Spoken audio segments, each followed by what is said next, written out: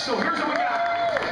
Mr. Robert O'Neill is going to take the stage right here. All right. SEAL Team 6, Osama Bin Laden. You know what? We need one more moment. Stand for this guy. Stand for this guy. All right. So take it away, Robert. Thanks so much. So I was thinking, so I was here last year, and I Navy SEAL a bunch of cops and a bottle of tequila go to a bar one night, and the next thing I'm told we're having breakfast. So here we are. I'm just going to tell a little bit of some of the stories. We've proven tonight with stuff breaking, not working, the only time the perfect plan exists is in the planning room. Once you go to do your thing, Murphy shows up and things will change. And an example of that is we had 3 weeks to plan the mission to kill Osama Bin Laden. We had some of the best tactical minds in the world, and we planned that mission on a site just like his, 12 hours a day, 13 hours a day. We go back to our hotel, someone had made a 2-scale model of his house, and we talked about the perfect plan. And one night, one of the very tired bosses said, what's the worst thing that could happen? And the youngest guy in the room said, the fucking helicopter would crash in the front yard. And we're like, why would you say that? Now we're better? I had a really good opening joke.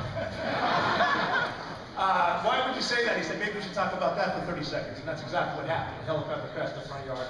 And we were able to take something tragic and turn it into something great, not because of our plan, but because of our preparation to get there.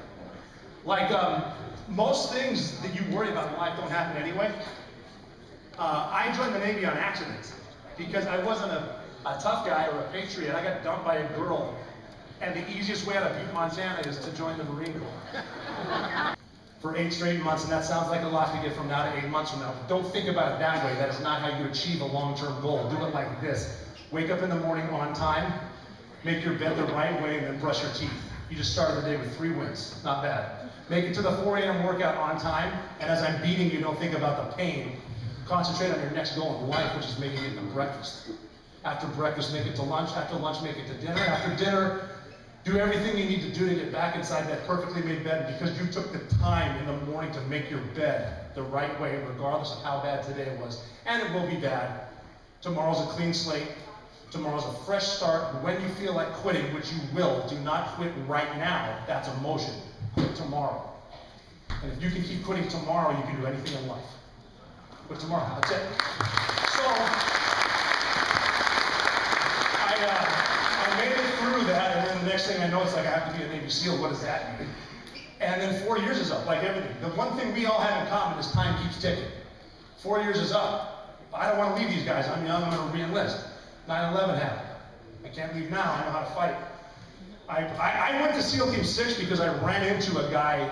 I was going to a school on a base where SEAL Team 6 is. I was in my uniform. He looked like a surfer with a beard, and he was eyeballing me because I had a trident on. And I'm like, that's one of those SEAL Team 6 fuckers. I want to find out what that's all about. Luck would happen. I ended up there, and then ended up on some of the, you know, wherever you are, be there.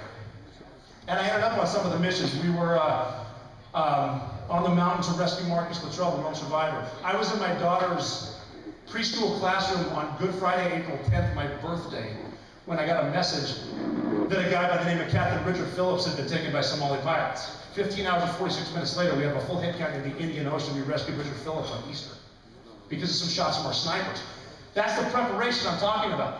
We were designed to rescue American hostages at sea. It had never been done one time in 26 years.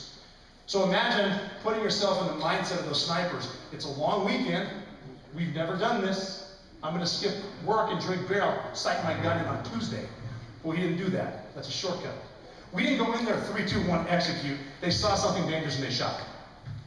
And then I was on the mission when we were in a room and they said, we found a thing, and this thing is in a house. This house is in a bowl. This bowl's in a country in between these mountains. You guys are going to go in there, get this thing, and bring it back to us and show it to us. And we're like, what's the thing? We can't tell you. Okay. We had this conversation around that table, the 2-scale model. I had a guy say, don't take this the wrong way, because I'm going. 100% going. I just need to say it out loud. If we know we're going to die, why are we going? Which is fair.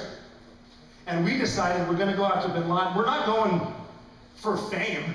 or for the reward that we're never going to get. We're going after Osama Bin Laden for the first Americans to fight Al-Qaeda toe-to-toe to the death. And those are the passengers on United 93.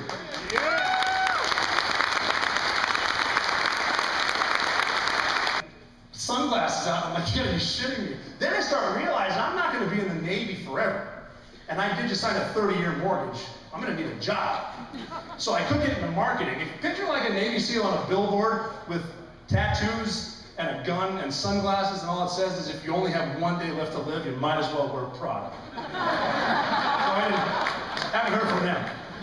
But the part I want to talk about is the flight in and the flight out, because we're flying in. We have 90 minutes to fly into Pakistan, and that's 90 minutes where we could get shot down. But if you're worrying about something that your worry can't affect, why are you wasting your energy? Stop worrying about it. You're wasting. So I have this little trifold chair, hunting chair. I'm sitting in it, and what I learned as a sniper is if you can start counting. Try it whenever you're stressed out. Just count and breathe. It takes it away. I'm looking at other guys, what they're doing not to worry about getting shot down. One of my friends was asleep. He put his headphones on, and I'm like, you are asleep literally on the ride to Osama Bin Laden's house. Like, you have ice in your veins, and I actually see why women find you attractive. So we're flying in, and we got 80 minutes, and then we bank to the south, 10 minutes out. As Hollywood as this sounds, I'm counting 5:56, 5:57. Freedom itself was attacked this morning by a faceless coward, and freedom will be defended. And he just said, get out. So we got out, and I remember putting a foot down, thinking, I guess we start the war from here. And I can see Damon's house. There's a big wall. And I know off to the northeast corner, off to my left, there's a double door. So now I need a breacher to get through the double door. It's his choice. And the breacher, as most of us know, is methods of entry, guys. He's going to get you in. So he decided he's going to use a 7-foot charge of C6. And I know most people have heard of C4, and I don't want to get all technical, but C6 is fucking awesome around too long. So he puts this thing up, blasted. The door opened. There's a wide open like a tin can, but there's a brick wall behind it. And he said, failed breach, this is bad. And we said, no, this is good. That's a fake door. Nobody does that. He's in there. So we said we're going to blast a carport. What I heard them saying was dash 1 going around, because I thought they took fire. They were saying dash 1 going down. And so I said, hey, this is so-and-so. We're going to blast the carport. They said, don't blast it. Just we'll open it. So they opened it, and a thumb came out with a glove that I recognized. Now I'm at a point in life, again, where when I talk to football teams, I tell them it doesn't matter why it's 2nd and 15, it just is. And he came over the radio and said, guys inside, be on alert. They're definitely ready for us. They have a training mock-up of our super secret helicopter in the front yard. And the boss came over and goes, no, jackass, that's ours because we crashed. And the sniper says, yeah, that makes a lot more sense than the shit I was just saying, doesn't it? So, anyway, we get in there, and cool guys doing cool. The thing I love to bring up about the team is that nobody was afraid. It's just slow as smooth, smooth as fast. We're doing this for the right reasons. Everyone did their thing. Get to the top of the stairs, we killed Khalid. I came in the room, shot Bin Laden, moved, and this is the part that I like to talk about is the humanity. Because I'm looking at this 2-year-old kid like, this guy, he got nothing to do with this. You know, and I picked him up, moved, and then other guys are coming in, cool guys, and I'm sort of standing there, and one of my buddies comes up to me and goes, are you okay? And I said, no, what do we do now? And he said, now we find the computers. You do this every night. Hundreds of times we've done this. I said, yeah, you're right. Holy shit. He goes, yeah, you just killed Osama Bin Laden. Your life just changed. Get to work. So then we left. We get on another helicopter came in to get us. So 2 more aircrew, 2 more pilots, and another team of SEAL Team 6 rescued SEAL Team 6, which I think is awesome. Again, they don't get any credit. But we get on this helicopter, and now we're leaving. We accepted death, but if we can live for 90 minutes to cross that border, we get 50 years. We get to see our kids again. But they know we're here, and they have F-16s that we sold them because they're our ally. I think the only one who's been to more stands than me is Lee Greenwood. That's a lot. Pakistan, Afghanistan, Turkmenistan, heard that. Anyway, 90 minutes to fly out, but worrying about getting shot down is not going to stop it. So what do? Start your watch. All right, it's been 10 minutes, 20 minutes, it's been 30 minutes, 40 minutes. 50 minutes, we gotta get to 90, 60 minutes. I love sports analogies because this is like watching a no-hitter at the top of the 7th. I'm not going to say anything. He's pitched a no-hitter. 70 minutes, 80 minutes. Now, my favorite sports analogy, one of my favorite movies is about the Team USA, the hockey team in 1980 in Lake Placid. They're playing the greatest hockey team in the history of hockey, but now they're winning. 4-3, third period, 10, 9, 8. We can still screw this up. And then the pilot came over the radio, our pilot, and pilots are awesome. Like, we give them a lot of shit, like for that monotone voice they always use. You know why they do that? To keep you calm. You're not doing anything. Like, if you hit that air pocket at altitude to spill your cocktail, and you're like, the pilot comes over and goes, well, obviously we hit some weather up here at 38,000 feet. You know why? Because you're doing nothing. Imagine you hit that air pocket, and the pilot just goes, Alex, come here! So the pilot came over at 85 minutes into a 90-minute flight and said, all right, gentlemen, for the first time in your lives, you're going to be happy to hear this. Welcome to Afghanistan. So now you high-five. We all land. This helicopter comes in. These two, we come in here. We get out with the team. We're all talking to each other. Here's the cool part. The woman that found Bin Laden is right over there. I'm with the guy that went up the stairs with me, and he's like, what just happened? And he goes, there she is. You got to give her something. So I said, yeah, you're right. And I pulled the magazine out and took the last round, and I walked up to her and I said, do you have room for this in your backpack? And she said, I think I do. And I said, well, we have something to show you. Now, the movie Zero Dark 30 is good, but it's not great. Because at the end, they show the woman that found Bin Laden's body, and she gets emotional, and they give her a second, and she cries. That's not what happened.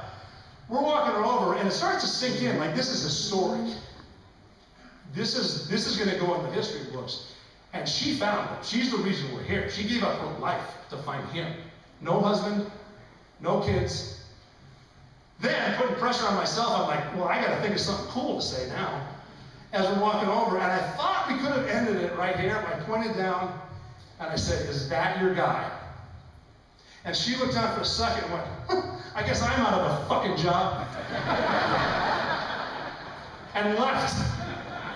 So that's the end of that story. I thank you for having me one more time to tell it. Appreciate it.